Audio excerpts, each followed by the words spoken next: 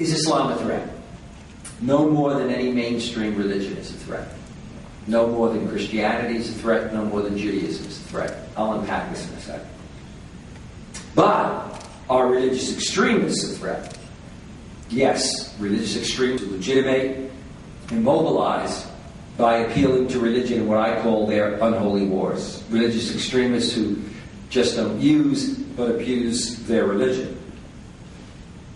Now, why does this issue matter? Well, obviously, we can talk about the impact of 9/11. We can talk about the impact in London, the so-called 7/7 bombings. We can talk about the threat of global terrorism. And that's what I'll be talking about tonight. But let me try to put something in perspective for you. Most terrorism experts would tell you that the number of terrorists are a fraction of a fraction of a fraction of 1%. Okay?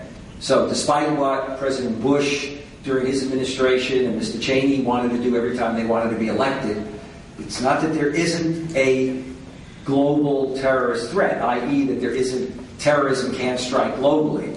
But what makes it such a difficult thing to deal with is the fact that today you can terrorize with only a small group of people. We saw at 9/11, and in very innovative ways. It's not a matter of talking about conventional armed warfare. That's why so much of what people talk about is asymmetric warfare. So we want to keep the proportion of this in place, because that has to do with the whole question of why brushstroke 1.5 billion Muslims because of what a fraction of people in their faith do. That's like brushstroking Catholicism because of everything from the Crusades to the problems of pedophilia, and saying, well, that's what Catholics are about. There are a lot of things that one could do if we wanted to bash Catholics tonight, but I don't have time to do that. I come from the tradition and I have a right to do that. Let me tell you something autobiographical about myself, simply because of what I'm going to be talking about. And I was really not that much autobiographical until after 9/11. I am married 45 years. I'm Italian-American, born in Brooklyn. Before that, not before I was born, I always say in another life, but it was after I was born, I was in a monastery for 10 years, a Catholic monastery. I also, in addition to having degrees in theology, did significant work. My minor for my doctorate was in Hinduism and Buddhism. The reason I tell you that is I'm going to be making some comparative comments about religion. And indeed, I've been a co-author of a number of books on world religions with Oxford. So I just want you to know that I'm just not kind of trying to bull my way through this when I make comparative examples. What I'm going to try to do is lay out where I'm coming from on this topic and why I think it's important, and then allow enough time for questions and answers. Because the problem you have when you're a speaker is that you can never psych out what a particular audience has by way of questions. And if you don't allow enough time for questions, people always get up and say, in your talk, you didn't refer to X, even though the title of your talk wouldn't mean that you should be referring to X at all. But they'll get up and say, I noticed you didn't refer to Bosnia. Was there a reason for that? So you want to leave some space here. But why is the question of is Islam a threat of global significance today? Not just because we talk about global terrorism, but because the two largest religions in the world are Christianity and Islam. There are 1.5 billion Muslims who are an integral part now of the global mosaic. And they're not just out there in 57 Muslim countries, as they were when I first studied Islam 30 or 40 years ago. They are now here in the West. Islam is the second or third largest religion in Europe and America. At the same time, it encounters Christianity. Christianity has about, and the statistics here vary, 2 billion, but there are more Muslims than there are, for example, Roman Catholics in the world. There are more Muslims in America than there are Presbyterians, Episcopalians, and a slew of others combined. There are also more Catholics than they are those WASPs, too, which I'm very happy to report tonight, having had to grow up in a white Anglo-Saxon Protestant world.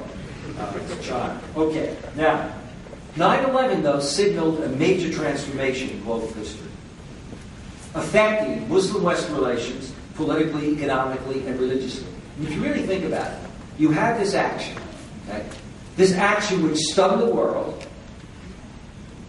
a tragedy that was horrific, but by many world standards in terms of slaughter and wars, etc., that have been going on, Rwanda, Cambodia, etc., you're talking 3,000 Americans killed. Horrendous, but there are lots of reasons why that was very, very traumatic, given, and had the global implications that it had, given the status of the U.S., given the fact that, the symbols that were attacked, etc. One could then mount the kind of global response that in fact occurred, because you could bring together the Bush-Blair administrations that attempted to lead this armada. But the attacks, many would argue that in fact in many ways bin Laden and the terrorists were fairly successful.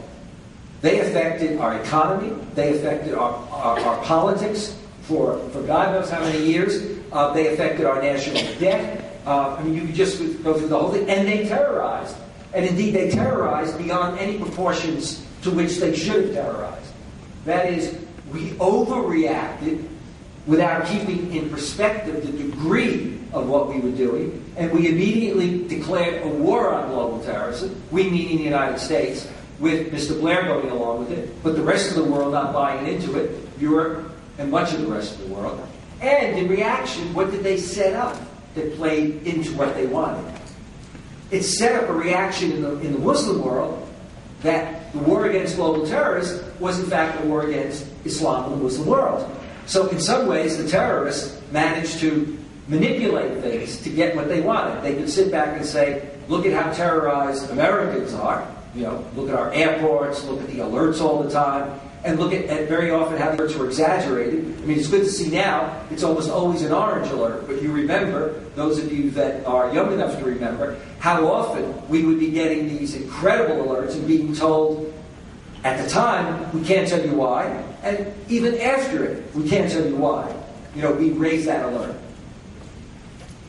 Now, why in many parts of the Muslim world has it been seen as a war against Islam in the Muslim world?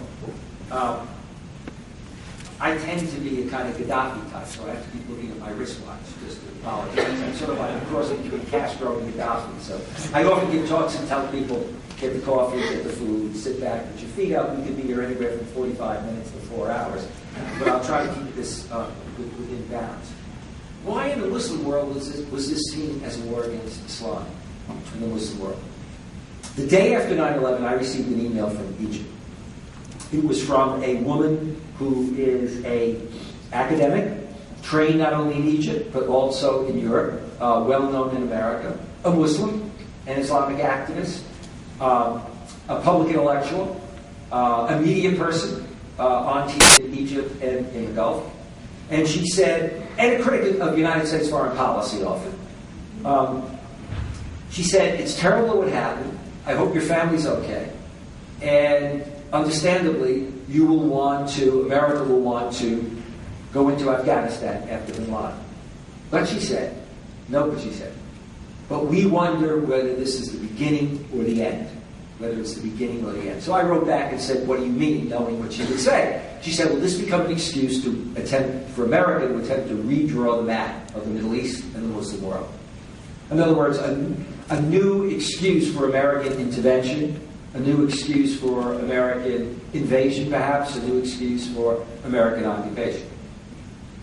What you have to remember also is, and you can go to the internet and check this out, this is the wonderful thing about the internet, many of the people who were involved in the Bush administration were people who 10 years before had put together a project and a program called the New American Century.